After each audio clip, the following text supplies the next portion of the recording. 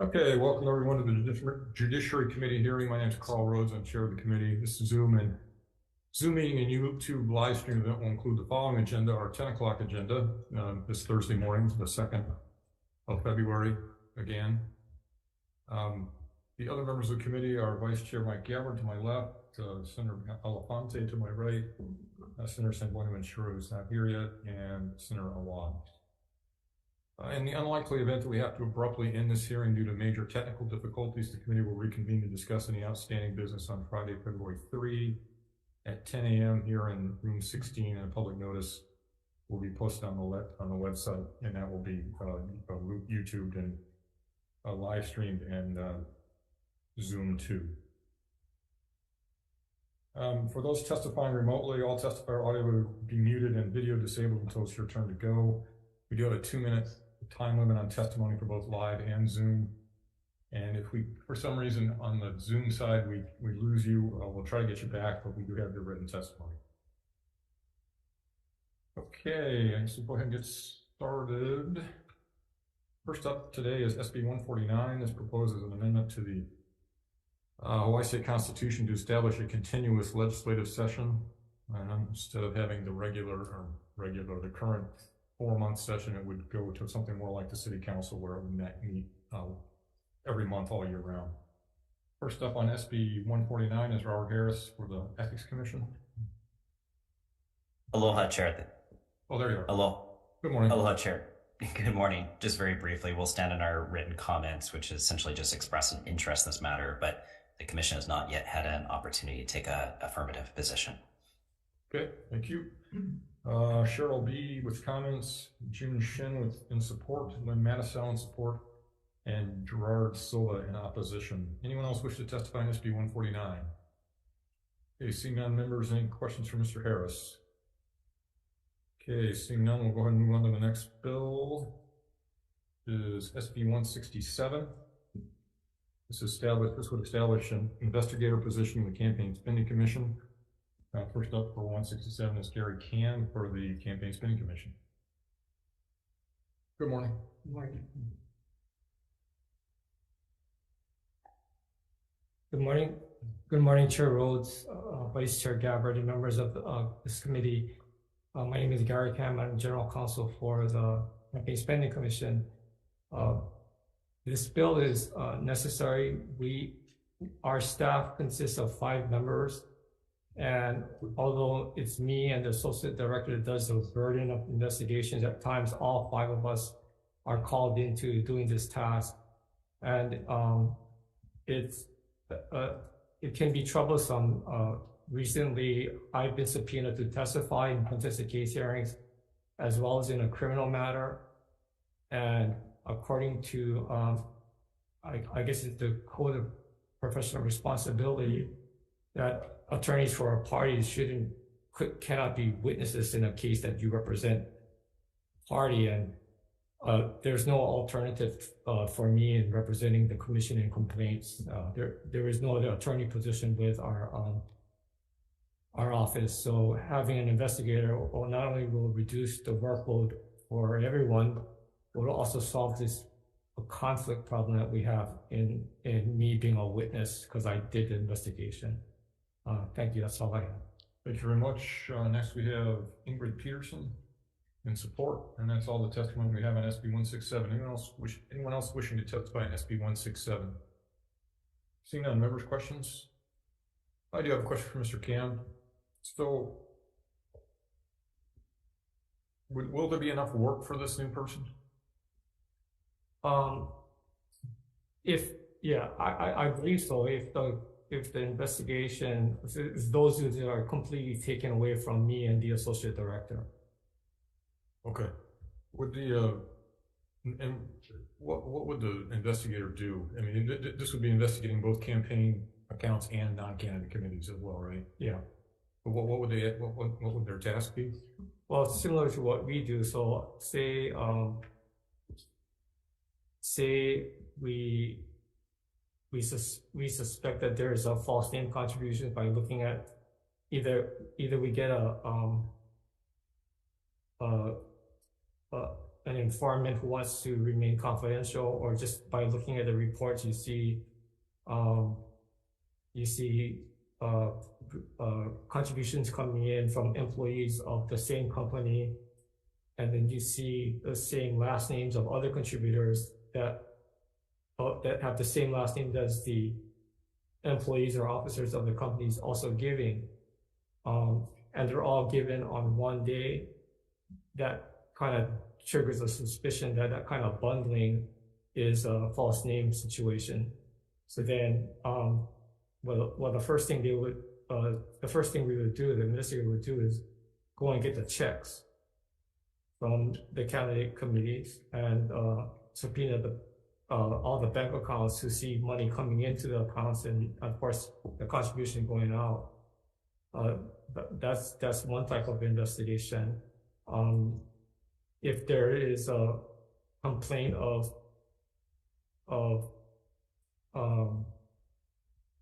multiple advert or signs and banners not having this the disclaimer, and it's not clear. A lot of times it's not clear because the picture that is sent to us is taken from too far away. Then someone needs to go on and check on those. It's just things like that. I mean, which is something that you might end up doing at this point. Right. Okay. I have a question. Yep, sure, Senator Walker. Do you guys need $125,000 for that position, or can it be less? I suppose it can be less. We've never had an investigator position, but I do believe there are other state agencies like ethics that may have an investigator. I think the city and county ethics has an investigator, or they did. So, is that what their salary was? Is it around that ballpark? I don't know. I don't know. Okay. Anything else? Okay, thanks very much. If there's no more questions, we'll go ahead and move on to the next. The commission also appreciates the chair introducing this bill. Yeah, no problem. SB 170, that's relating to the 03 court for Third Circuit, which is Big Island. First up on SB 170 is Dawn West, Chief Court Administrator, with comments. Next is Kathy Betts, Director for Department of Human Services. Good morning. Good morning, Chair, Vice Chair, members of the committee. My name is Daisy Hartfield. I'm the Social Services Division Administrator for the Department of Human Services, and I'm here on behalf of the department and Director Betts. The department did submit testimony in support of this measure. We do defer to the judiciary and offered comments, and I'll be available for any questions. All right, thank you. Next, Department of Health. In support. That's all the testifiers that have signed up for SB 170. Anyone else wish to testify on SB 170? Seeing none. Questions, members? For DHS, since you're the only one here, sorry, you may not know the answer. I don't know if you read the judiciary's testimony, but they were sort of lukewarm to the idea. Basically said they aren't able to hire who they need to hire at this point, and they prefer that we not move forward with it at this point. Do you have any comments on that? We will defer to the judiciary. Currently, there is a 023 program only on the island of Oahu in the First Circuit, and their funding is judiciary funds, so we'll have to defer to them. I can provide you information about what the coordinator does, because I am familiar with what the coordinator on Oahu does. Okay, all right, thank you. Sorry. Go ahead. Yes, thank you. Hi, Ms. Hartfield. So, is this your bill? No, it's not. So my question is, going forward, because it's gonna pass lateral. Is there a way we could look at some kind of matching funds, since this is supposed to take care of foster families and, like any of the Family First programming monies?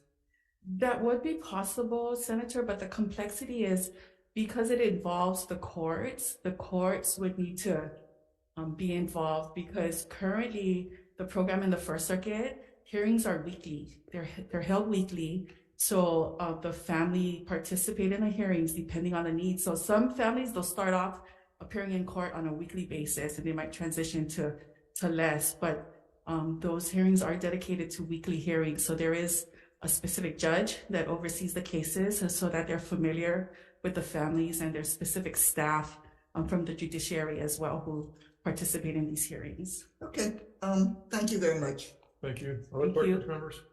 If not, thank you very much. Next up, we have SB 400. SB 400 is relating to property civil asset forfeiture. This would restrict civil asset forfeiture to cases involving the commission of a felony offense where the property owner has been convicted. It would still allow for the seizure of assets, but before they can be forfeited, you have to have a felony involved.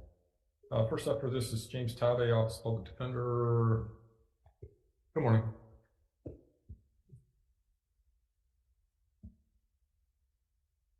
Good morning, Chair Rhodes, Vice Chair Gabbard, and members of the committee. My name is James Todd. I am the State Public Defender, and our office is in support of this bill.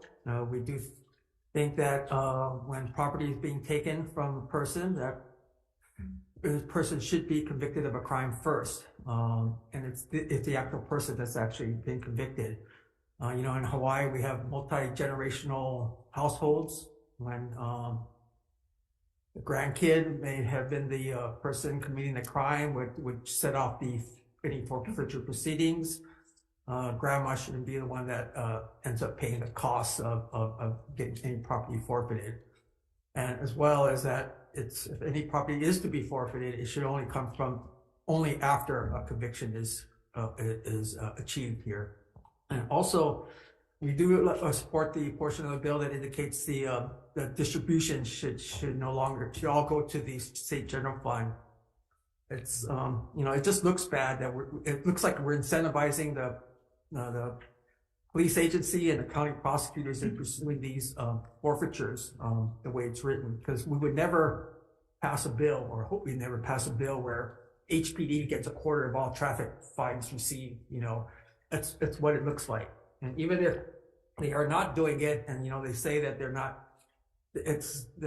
doing this to line our pockets, it just looks bad, and the appearance looks bad. So we fully support this bill. I am available for any questions, and thank you very much. Thank you very much. Next up is Tricia Nakamatsu for the City and County Honolulu Prosecutor's Office. Yeah. Good morning. Good morning, Chair, Vice Chair, members of the committee, Deputy Prosecutor Tricia Nakamatsu, appearing on behalf of the City and County of Honolulu Prosecuting Attorney's Office. We do oppose the bill, and we understand there's concerns about potential abuses of Hawaii civil asset forfeiture programs similar to those that have been seen on the continental U.S. However, our system is, just to be specific to our system first, is very different from what they're seeing on the mainland, because our system is quite robust. It already has the due process safeguards and prohibitions against excessive forfeiture that some of these problematic states are just implementing now, or just implemented recently. Also, in 2018, the state auditor did have recommendations on how to improve the transparency and accountability, the accounting for the program. And the AG's, our understanding, has already done all of those things, has complied with those recommendations. And since then, we are not aware of any complaints about a particular case, though we are always happy to take a look if anyone has a specific case number or example that we can look at in detail. That said, to get to a more philosophical level, I suppose, civil laws and criminal laws, their legal standards are meant to be different for a reason. In criminal cases, there's a chance that people can go to prison, their liberty can be taken away. Everyday cases in Hawaii, hundreds of cases most likely, are decided based on civil standards, which are completely different. They are essentially lower than a beyond a reasonable doubt standard that criminal cases are held to. Land, property, licenses, their livelihood turns on preponderance of the evidence. The civil standard that is currently in the civil asset forfeiture program every day. If the committee feels that a higher standard is necessary, another civil standard that could be applied much higher is clear and convincing evidence. We would not be entirely happy with that, but it would at least be a civil standard, consistent with the civil nature of the program. With regards to policing for profits, I'm sorry, am I out of time? Time is expired. Thank you, but I'm I think available for people were questions. likely to have questions, Thank you. if you can. Next is Major Okamoto for Narcotics Vice Division at Oklahoma Police Department. Good morning. Good morning. Good morning, Chair. Good morning, Vice Chair, Senators. My name is Paul Komodo. I'm the acting major for the Narcotics Vice Division of the Honolulu Police Department. We stand in opposition of this bill, and I believe we submitted written testimony. Okay, thank you. Thank you. Next is Amy Wana for Hawaii Police Department in opposition. Kelvin Walton for the prosecuting attorney for Maui County. Hawaii County, I'm sorry, I apologize. To both Maui and Hawaii County, in opposition. Rebecca Like for Kauai, for County of Kauai, Office Prosecutor, also in opposition. John Bickle, Americans for Democratic Action, in support. Cat Brady, Community Alliance on Prisons, I believe is here. Good morning. Good morning, Chair Rhodes, Vice Chair Gabbard, and members of the committee. Cat Brady testifying in support of this measure for Community Alliance on Prisons. You know, civil asset forfeiture actually was enacted in 1789. So it's been on the books a long time, but it was about establishing an income tax. And following the advent of the income tax, the civil asset forfeiture really took off in the 70s and 80s. So it's really a product of the war on drugs. And I think the police officer who just testified from the narcotics division actually made that pretty clear. So we think that this is just another throwback to the tough on crime, war on drugs. And we think it's not a good idea to fund the police this way. The police should be funded by the city and county in which they serve. So we support this. We think that the money should go to the general fund or to education, because I think it's really important that we don't incentivize arresting people. And they're arresting some of the poorest people. And some of the research I read showed that some of the forfeitures were like $369. So it's like you're going after people who can least afford it. The third report from the Institute of Justice came out in Hawaii, earned a D-. The one state that's really earned an A is New Mexico. And they put their money in the general fund. And I think it funds for everybody. So we support this. Okay, thank you. Next is Ted Kafalis for Grassroots Institute of Hawaii. With comments, Nikos Leverance for Hawaii Health and Harm Reduction Center in support. Also testifying for Drug Policy Forum of Hawaii. Will Caron in support. Gerard Silva in opposition. Lynn Matisow in support. Andy Kagimoto in support. Shannon Rudolph in support. I don't see any of them here or on Zoom. That's all, everybody who signed up for SB 400. Anyone else wish to testify in this measure, SB 400? Okay, if not, members, questions? Okay, I'll go Elefante and then send one more. I have a question for Major Okimoto.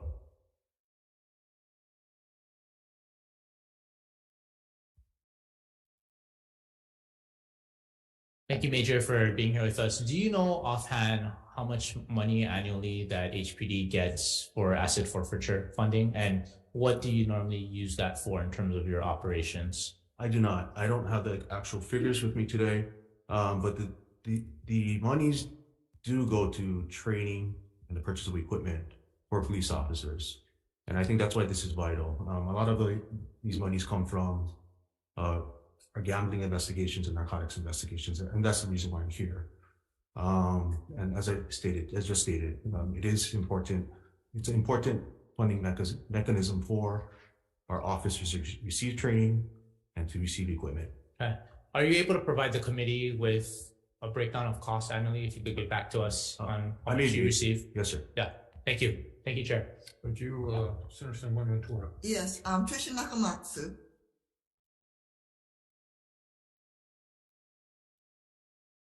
Hi, Tricia. We've gone through this many years, multiple times. So I agree with you that Attorney General finally came up with regs since the auditor came up with a pretty damning audit of the civil asset forfeiture program. And we don't have the Attorney General here, so I'm sorry, I'm going to have to ask you the questions. Well, I think the main question is because the bill doesn't ban all forfeitures. It only bans forfeitures that do not lead to a conviction. Okay. And I believe so it's basically, so my question is also, what is the percentage, if you know, of any of the proceeds from this forfeiture that went into drug rehab programs?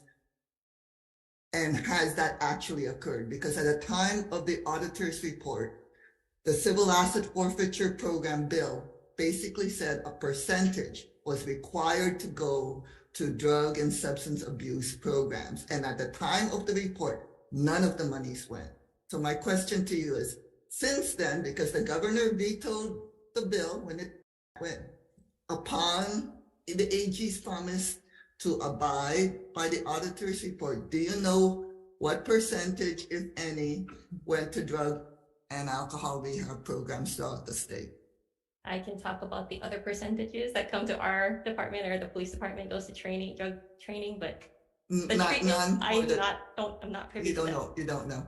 Okay, thank you very much. Other questions, members? I do have one for you. Yeah. So I still, I'm not sure why a civil standard of proof would be. I mean, the theory is, I guess, is that when you sue for the civil assets, you're actually suing the property, as opposed they're the one who, it's all sort of admiralty law to me, you know, when you sue the boat. But why? It just seems like a very strange legal construct. Why should a civil standard of conduct apply? So civil standard of conduct, so it is unique in that you're right. Essentially the idea is that it's the property itself that has done some sort of wrong.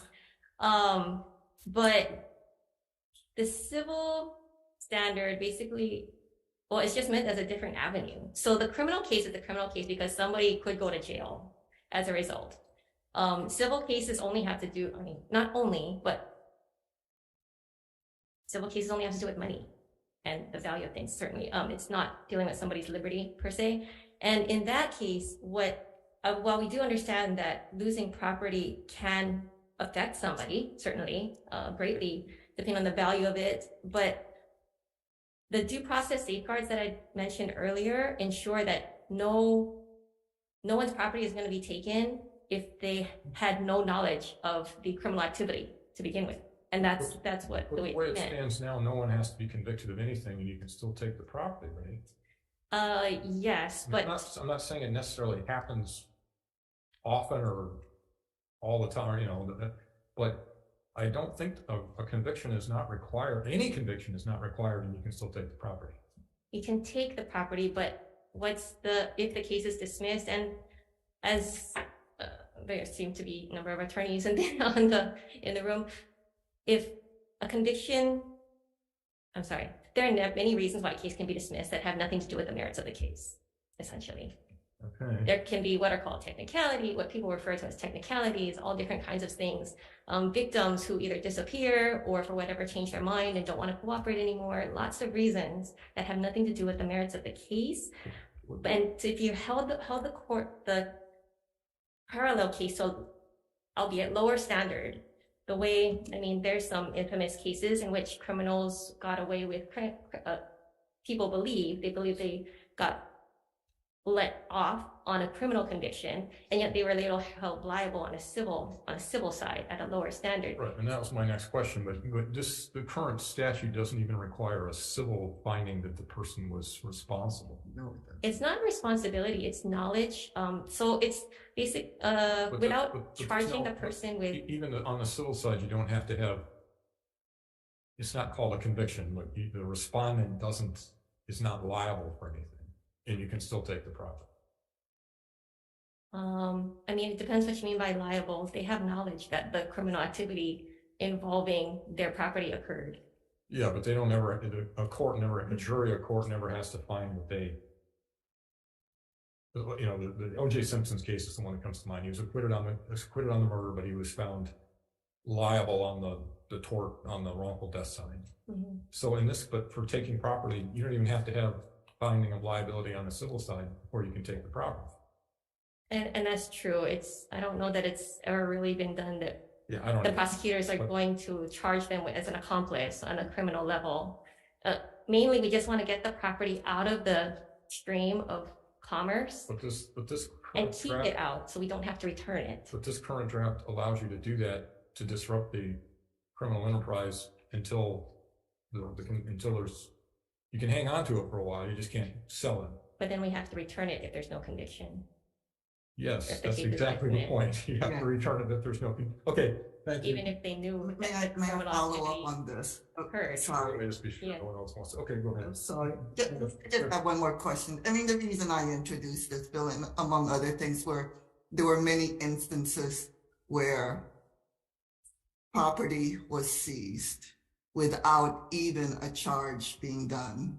And as Ms. Brady has pointed out, because poor people are usually involved, they didn't have the means to acquire an attorney to get the property back. And I don't like to testify, but I'm going to do it. I mean, specifically, you know, I represent somebody who I had to do it pro bono to just get her generator back because she needed the generator for an off-grid house to even run the power for her refrigerator. And all she was a witness. So she had no knowledge, but because of the way the law was written, or basically how the police interpreted the law, they acquired the generator and held on to it for 4 years. And in fact, they were going to auction it off until I came in. So when that came about, other representatives at the time I was in the House gave me instances of when they lent a car to a friend, and the friend happened to have been, apparently had charges against them, and they seized the car.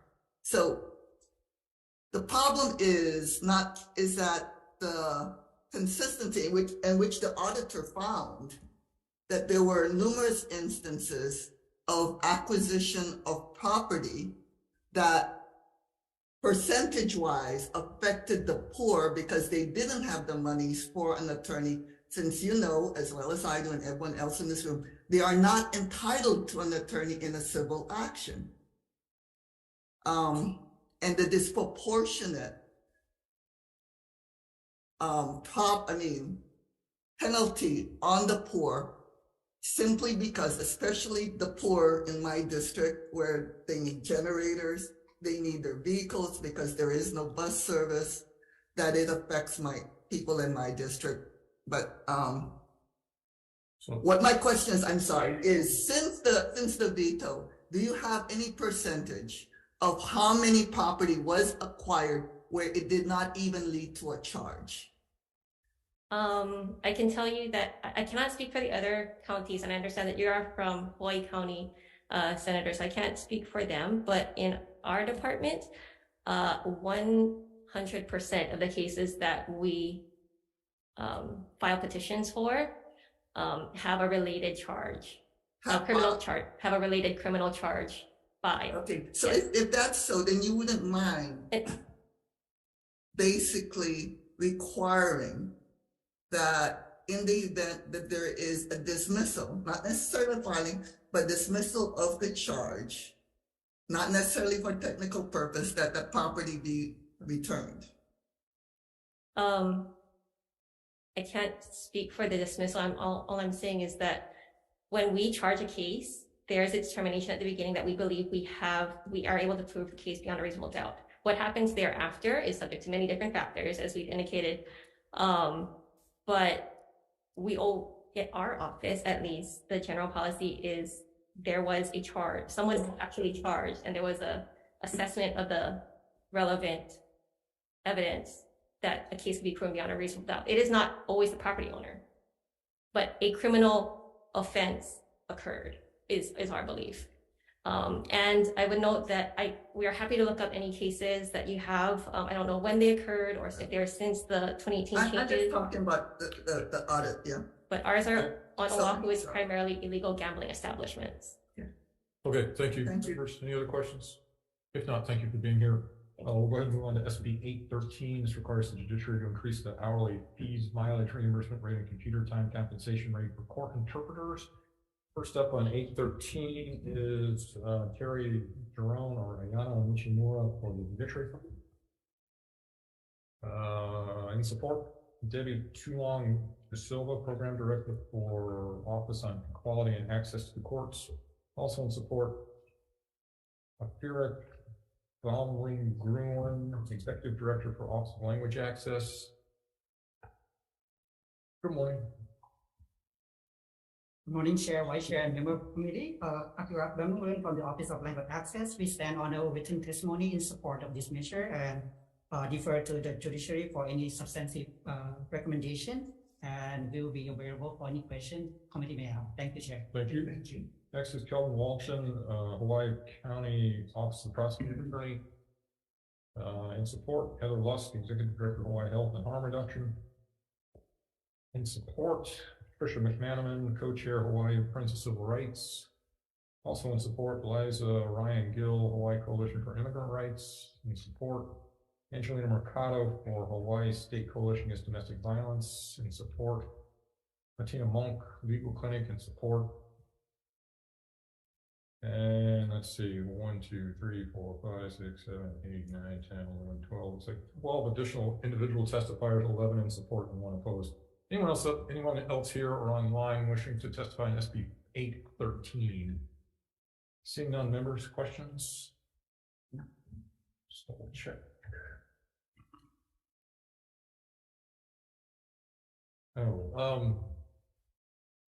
Office of Language Access.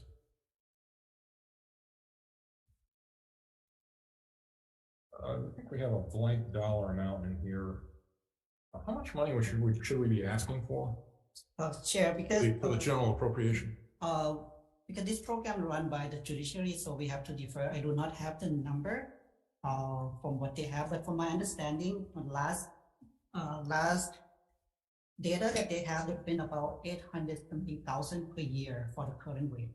But that number doesn't reflect on how many hours, because some proceeding, it might take longer because they have two-hour minimum for the court interpreter. For example, they go for 15 minutes, so they get paid 2 hours.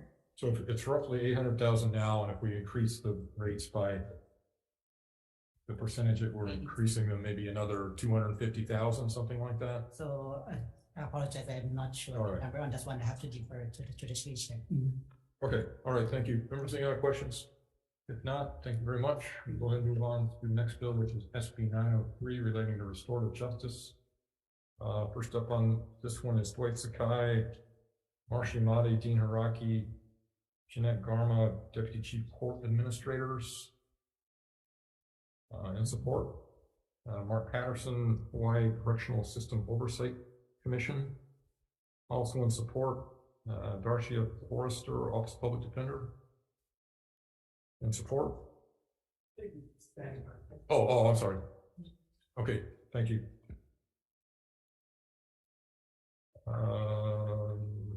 Kelvin Walbson, Hawaii County Office of Prosecuting Attorney, in support. And there he is. Good morning. Good morning, Chair Rhodes, Vice Chair Gabbard, committee members, Hawaii County Prosecuting Attorney Kelvin Walbson. We stand in support of this bill. I stand ready to answer any questions that the committee may have. Mahalo for the opportunity to testify today. Thank you for being here. Next up is Tricia Nakamatsu for the Sitting County Prosecutor's Office. And thank you, Chair, Vice Chair, members of the committee, Deputy Prosecutor Tricia Nakamatsu, appearing on behalf of Honolulu Prosecuting Attorney's Department.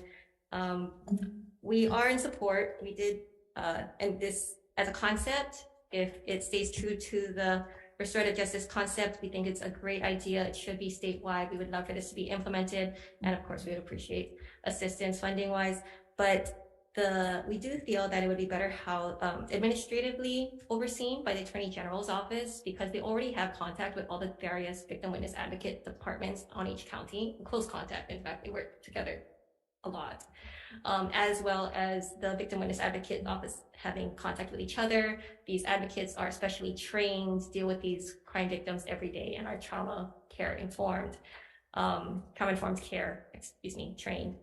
And they will likely already know most, if not all, of these victims because the cases originate in our office. So it's either something that we're investigating, looking for potential charging, or have already charged. We did have a slight, we asked for a slight amendment on page 4, line 17 to 19, asking to delete the express language saying that a case could be, I believe, dismissed or charges dropped, things like that, because there really is a limitless variety of outcomes for these cases. And that's the beauty of it, is that the parties, if the victim wants to, they can work it out any way that they want. It could be an apology, it could be a letter, it could be anything that you can imagine. And we don't think that it sends the right message to include just those 2 possible outcomes in the statute. Available for questions, if any. Thank you. Thank you. Next is Rebecca Leakey, prosecutor for County of Kauai, in support. Next is Maui Prosecutor's Office, also in support. Kat Brady for Community Alliance on Prisons. Morning again. Aloha again, committee. We are in strong support of restorative justice. It has been in the Hawai'i prison system since 2005, and it really promotes understanding. And that to me is the road to peace, and it's really important. There has been a variety of iterations of restorative justice. Some jurisdictions have an authority figure being the facilitator. How it works best is if it's a community facilitator.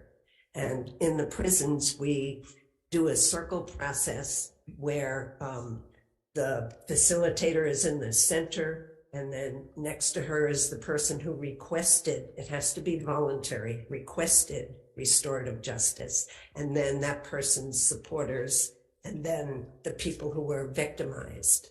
And then it ends up with the case manager of the prison. So it's really been a very successful process, and it has led to understanding, and some victims have been keeping in touch with the person who actually perpetrated the crime. So it's a different way of doing things, and it's a better, more peaceful way of dealing with conflict in the community. So thank you. Thank you. Next is Alan Johnson, Hawaii Substance Abuse Coalition. In support. Will Carone in support. Nanea Lowe in support. Gerard Silva in opposition. Ingrid Peterson in support. And Penelope McKenzie in support. That's all the testifiers that signed up for SB 903. Does anyone else wish to testify in SB 903? Come on up.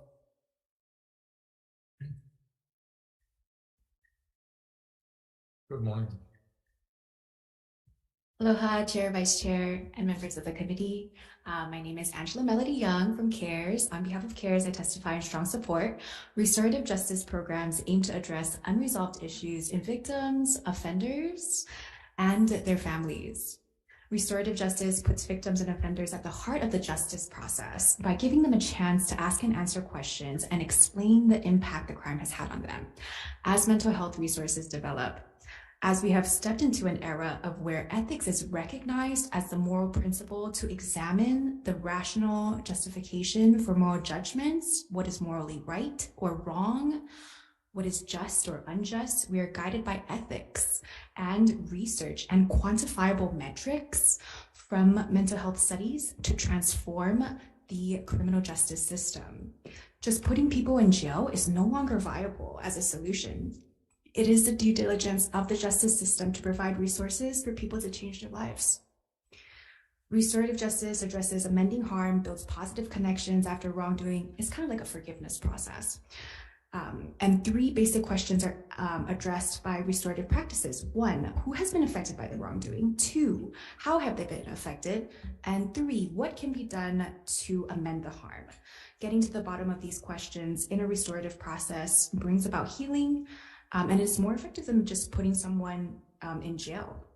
Pono Ka'alike, a pilot program from 2002 in Hawaii, addresses violence from the use of restorative justice practice.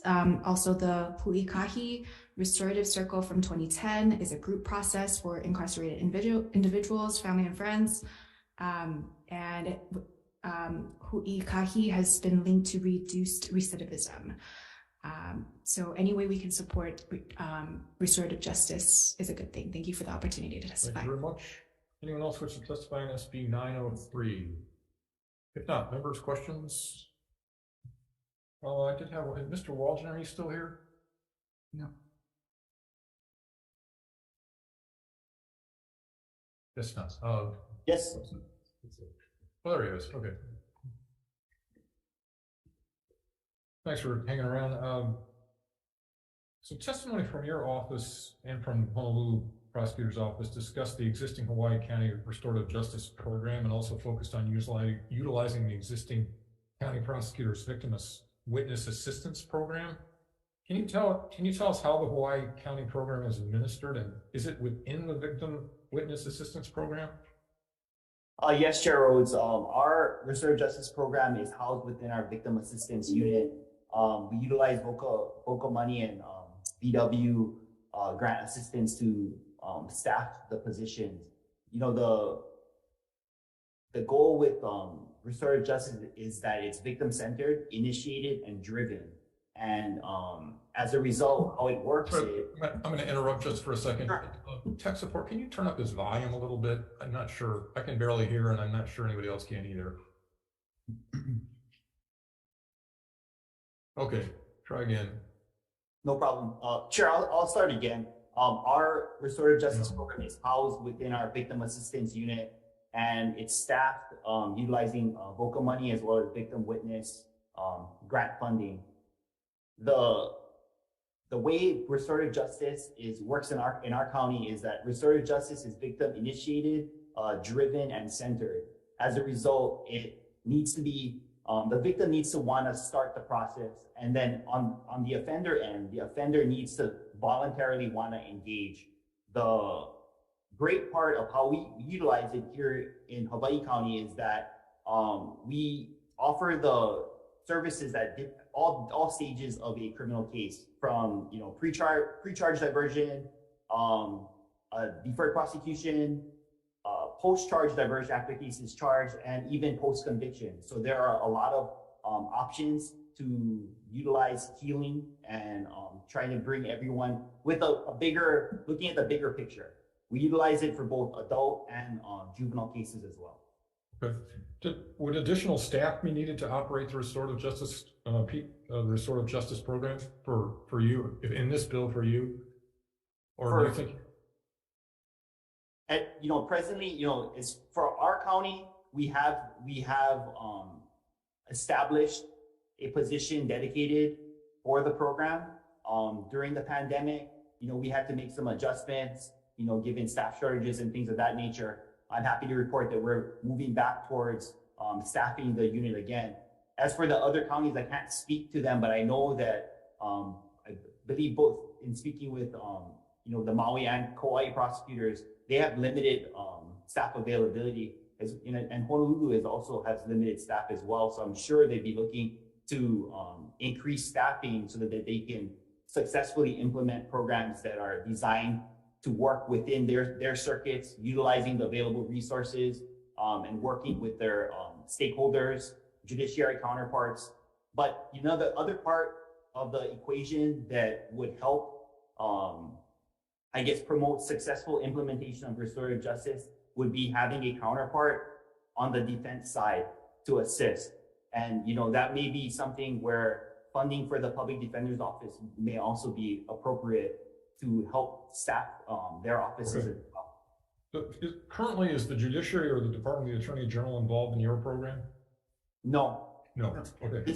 This was a program that was initiated under Mayor Roth when he was the prosecuting attorney. Okay. So are charges declined or dropped if a defendant participates in your program? Or is this after the fact? It just depends on which stage of the criminal proceeding the case is initiated in. There are situations when it's a pure pre-charge diversionary effort where a victim is discussing the case and is presented with the possibility of entering into restorative justice, and they may want to seek that route. In juvenile cases, it's something that a lot of times victims want to look at because they see the value in trying to help the offender, especially if they know the offender. It might be a neighbor, the child of a neighbor, or something, in that sort of thing. Okay. So in terms of funding, how much money do you spend on the program? Do you have it segregated out for this program specifically, or is it subsumed under another budget? At the peak, we had 3 staff positions to operate the program. So we had a program manager, and 2 special project coordinators. So how much if money you're is familiar, I have to look at what the scale was for the positions. I can tell you the program manager, if you're familiar with the HDA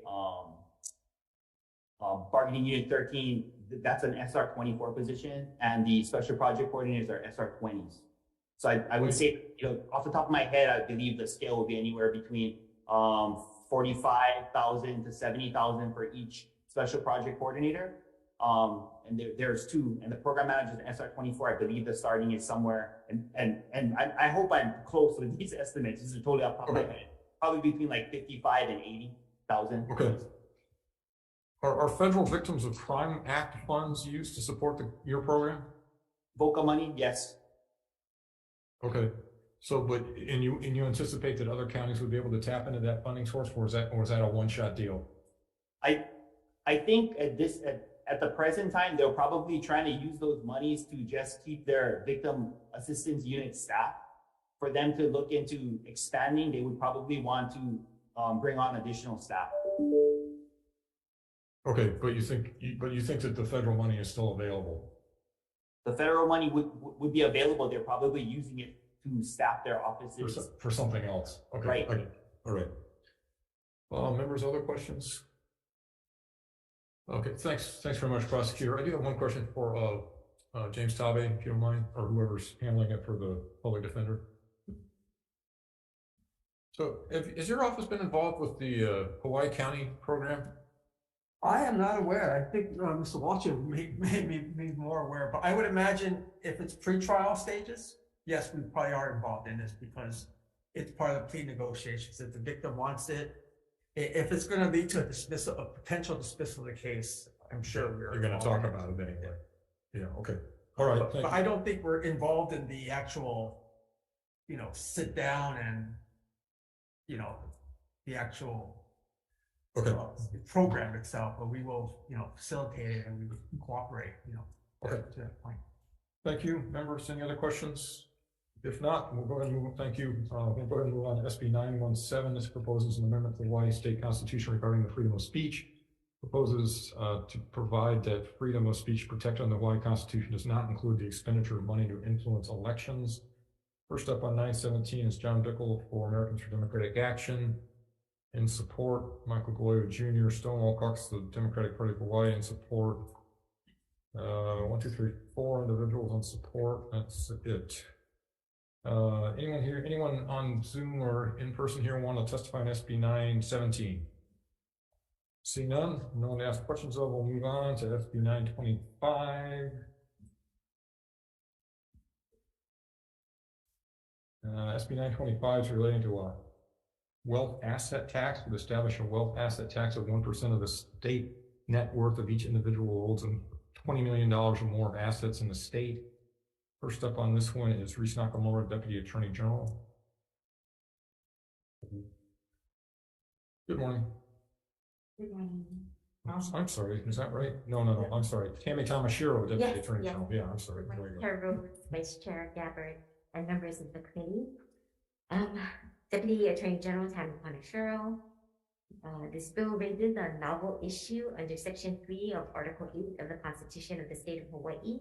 Existing case law does not provide a clear answer to the question of whether tax on net worth, where they're calculating net worth, requires consideration of the taxpayer's assets, which includes real property among those assets, necessarily constitutes the taxation of real property within the meaning of Article 8, Section 3.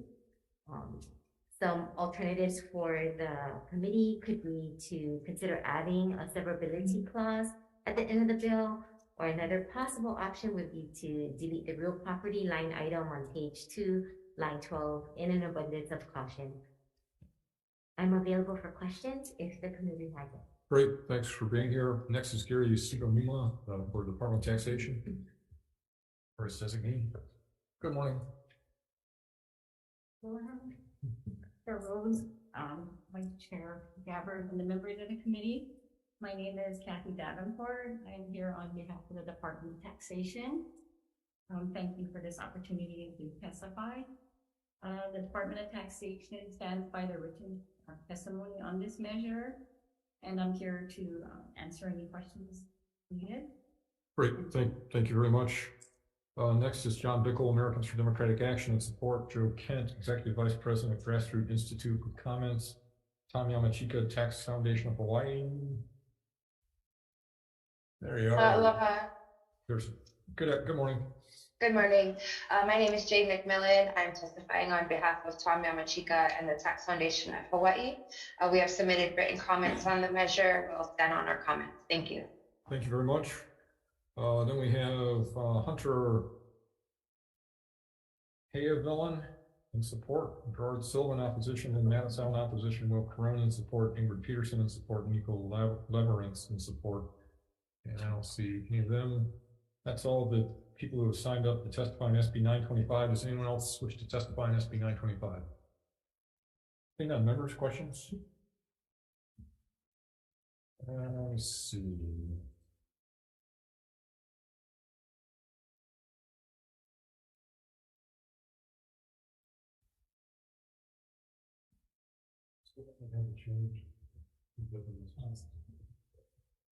All right, thank you, members. We'll go ahead and move on to SB 927.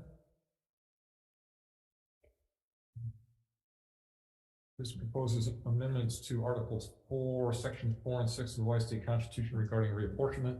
Proposes a constitutional amendment to specify that reapportionment shall be based on the resident population as counted in the most recent United States Census, which is the way all other 49 states do this.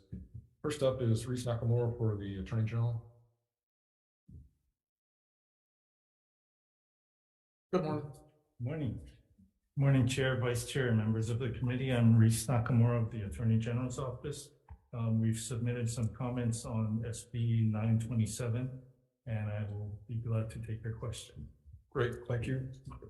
Next we have June Shin, Gerald Silva, Shannon Rudolph, Shannon Matson, Will Carone, Randy Corpus, Ingrid Peterson, all in opposition, and we have Mary Smart and Scott Smart in support.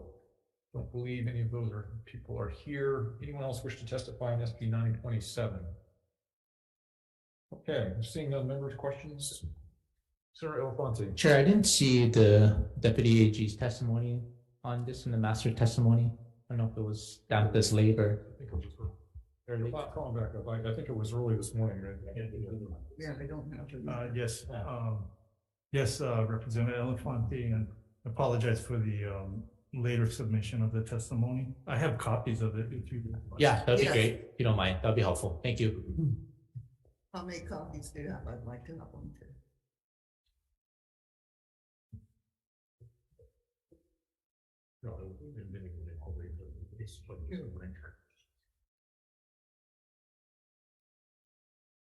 Thank you. Sure. That's all I have, Chair. I just wanted to see a copy. Thank you. Thanks. Thanks. Questions, members? No. Let me just study this here for a second. But what you're suggesting that the bill be changed from, why don't you just go over the changes you're suggesting? Sure, we just, primarily the changes, based on the wording of the bill is, proposes to use the most recent decennial census in the next reapportionment, which will be 9 years from now, I believe.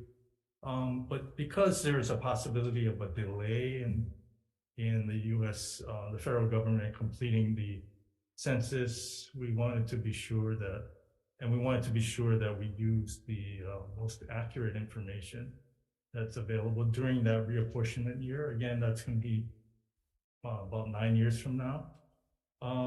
The way the Constitution and some of the other wordings proposed would make it the most recent decennial, but that could be the 10-year-old version of the census if we're pushed back, if there's a delay. But we want to make sure that there's no question that the census to be used for the reapportionment is the one for that year. The one for that year. Exactly. All right. Exactly. Right. What's happened? It's never happened before, right? It's all, the census has always been done more or less on time. I'm not sure if it's on time, but there is I believe this year, I'm not quite certain. I wasn't totally involved in it from the beginning, but we were waiting for the census. I mean, it does take time. No, I know there was some delays this last time. Yes. But I didn't know, it wasn't like it hasn't come out until now or anything like that. No, not that way. Yeah. Okay. But again, the 10-year-old census is not up to date. I mean, populations change, demographics change. No, I mean, that's the whole point of the reapportionment, of course, is to reflect the most recent numbers. So, okay. Right. Other questions, members? Yes. There's some money with Drew. Okay, so I'm looking at your report, and it refers to basically wording. Did you read the opinion that basically the state Supreme Court's opinion that basically read and interpreted the current Constitution to extract students and military members? Right. Did you read that? Right. Okay. Do you have any opinion as a Deputy Attorney General about how the state Supreme Court came to that decision, so that it could actually so that the current reapportionment would actually reflect those who are actually residing and not temporarily residing in the state of Hawaii?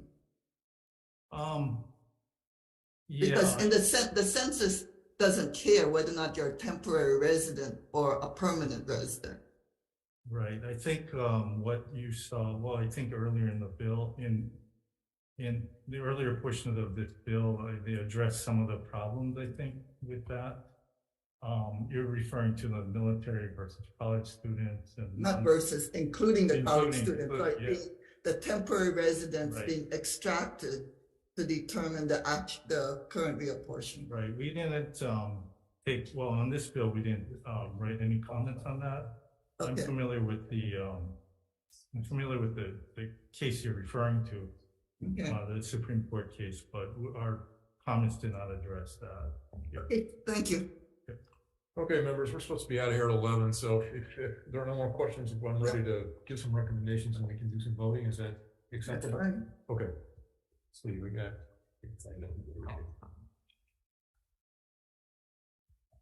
All right, the first one, SB 149. This proposes an amendment to Article 3 of the Hawaii State Constitution to establish a continuous legislative session. I would like to keep this alive. If it's okay with the membership, I have some amendments to make, and I'll put a bad date on it, so it's just a. Well, I mean, it wouldn't break my heart if it passed, but it would just keep it in circulation so we can discuss it some more.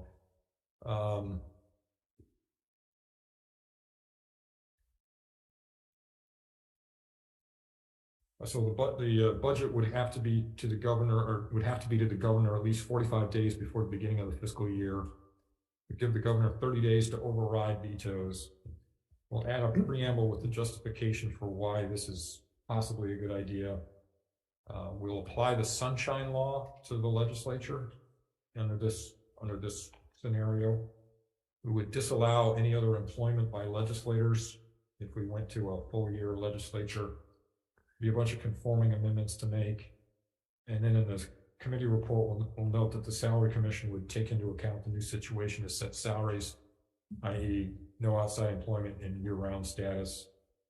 And we'll also note just how much bigger the state is now than it was in, the last time the Constitution was amended to look at this. I think it was 1968, so the population is almost twice as big as it was then. And we'll put in the deferred effective date of January 1st, 3000. So yeah, a work in progress, but it's an interesting idea.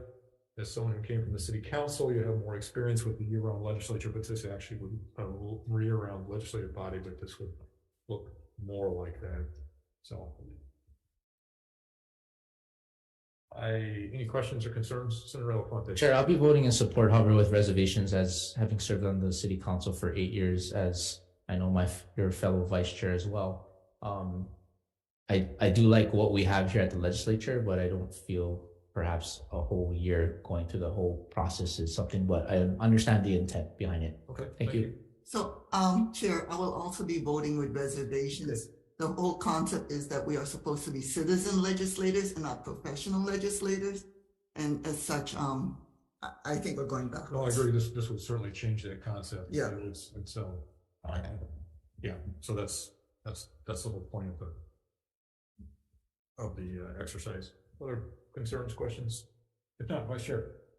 Chair, recommendation to pass SB 149 with amendments. Chair votes aye. Vice Chair votes aye. Senator Elefante. Aye with reservations. Senator Sanjuan.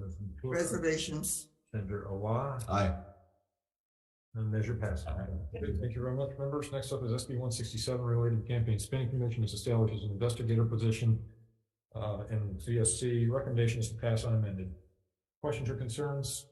Seeing none, Vice Chair. Chair's recommendation is to pass SB 167. Mr. President, are there any reservations or no votes? Seeing none, the measure passes. Thank you. Next up is SB 170 relating to 03 court for Hawaii County. Senator Sanjuan Ventura, and this is. I think we can find funding. I request that you pass it, and okay, we'll work with it with BAM. Okay, that's fine. I'm happy to do that. We'll put the. We'll go ahead and put the fund. We'll blank out the funding amount. Is the funding amount blank already? Chair, could you put in the committee? There it is. Okay, we'll take the funding amount out and put it in the committee report. Thank you. Other questions or concerns? If not, Vice Chair. Chair's recommendation is to pass SB 170 with amendments. Of the members present, are there any reservations or no votes? Seeing none, the measure passes. Thank you. Next up is SB 400. This is relating to civil asset forfeiture. Recommendation is to delete the first sentence in the preamble that describes Hawaii's laws as controversial. I think it's one of these rare issues where both left and right are in agreement, so that would be the amendment. And that's it. Any questions or concerns? Just a brief comment. I'll be supporting, however, with reservations and seeing the testimony from prosecuting attorneys and local law enforcement. I do know that the asset forfeiture fund does help out, especially the issues with illegal gaming rooms, but I understand the introducer's intent and also understand that side. So thank you. Thank you. Other concerns? If not, Vice Chair. Recommendations pass SB 400 with amendments. Of the members present, are there any reservations or no votes? I have reservations. Senator Elefante with reservations. And the measure passes. Okay, thank you. Next up is SB 813, requires the judiciary to increase the hourly fees, mileage, reimbursement rate, and computer time compensation rate for court interpreters. Recommendation is to go ahead and pass it out unamended, but we'll put in a suggested amount in the committee report of $250,000. Questions or concerns? If not, Vice Chair. Chair's recommendation is to pass SB 813 unamended. Of the members present, are there any no votes or reservations? Seeing none, the measure passes. Thank you. Next up is SB 903 relating to restorative justice. I think what we're going to do here is put off decision making until February 10 at 9:30. There's a lot of support for the bill. I plan to move something forward, but I think we need to work on some of the details. So we'll put this one off until February 10th. Next is SB 917, proposing an amendment to the Hawai'i State Constitution regarding the freedom of speech to allow for amendment to provide that freedom of speech protected in the Hawai'i State Constitution does not include the expenditure of money to influence elections. Recommendation here is, let's see, what is the recommendation here? We're just going to go as is, right?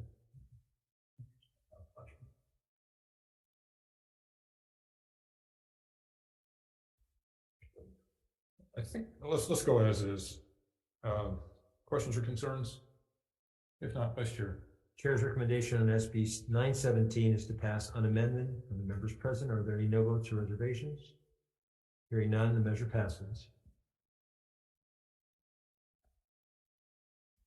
No, I'm sorry. Let's see. How do we fix this? Do I have to have a motion to reconsider? Or? Yeah, you could do it.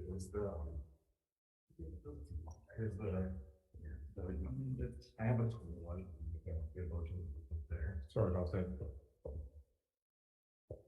So my suggested change is the question would read, shall the state constitution be amended to state that freedom of speech protections under the Hawai'i State Constitution do not include the expenditure of money to influence elections, which would take effect if the United States Supreme Court overturns, Congress overrides, or an amendment to the United States Constitution invalidates a Citizens United. So that this whole that is the ballot question, I believe. Yes, it's a ballot question. Yeah, that's right. I'm sorry. So now how does the actual, so we need to make a motion to reconsider, or can I just reconsider? They were going to reconsider it on that. Okay, we're gonna reconsider, and my suggestion is that amendment that I just read. Okay? Vice Chair, for the new vote. For the new vote, reconsidering SB 917, the chair's recommendation is to pass with amendments. Any no votes or reservations? Hearing none, the measure passes.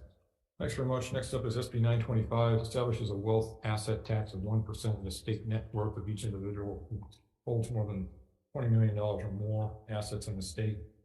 Recommendation here is to keep the bill alive for the moment anyway. We'll accept the AG severability clause. We'll delay the effective date until tax years after December 31, 2025, and then we'll require DOTAX to submit proposed legislation to the legislature not 40 days before the 2024 session, suggesting solutions for the questions they raise in their testimony about valuation of assets, time periods for valuations, methods for allocation, etc.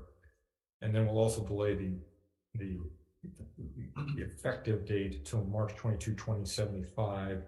And in the committee language, we'll put in some language about how extreme wealth inequality how inequality has become and the negative effects on economic growth this has. Countries with Gini coefficients are how you measure the inequality, and we'll talk about that a little bit. Questions or concerns?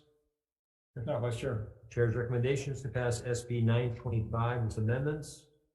Are the members present? Are there any no votes or reservations? No. Okay. Senator Awa votes no. If the members vote aye, the measure passes.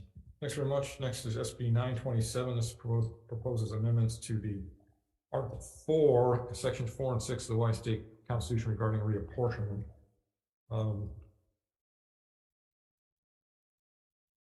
I'm going to recommend that we go ahead and move it forward with the amendments suggested by the Attorney General. The reason I'm moving this so early is that 9 years from now, it's not possible to know exactly how this will play out. It has turned into an Oahu versus everybody else issue. I do think that the method suggested in here is the fair way to do it. But if we wait until like a year before the next election, then it's really clear who's hurt and who's not. At 9 years out, I don't know whether it's clear or not. I mean, I don't know what's going to happen with the military bases. And I think it would be better to have this system while we're not under the gun of another election. So my recommendation is to move it out with that amendment. Questions or concerns? This basically makes the same thing that it is. It doesn't, you know how they came together with the committee and they had if they split it up, it doesn't change that part of it, right? It just requires that they base it off of the census. Yeah, well, it's based off the census already, but they pull out certain people. Students and military.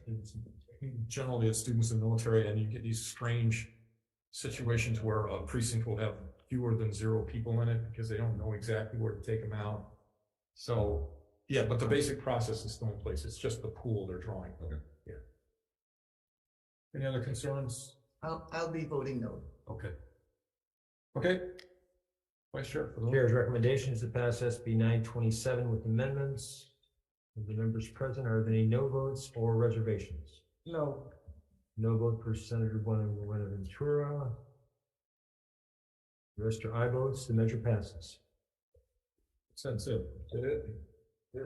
Okay. Thanks very much, everybody, for being here, and we're done for the day.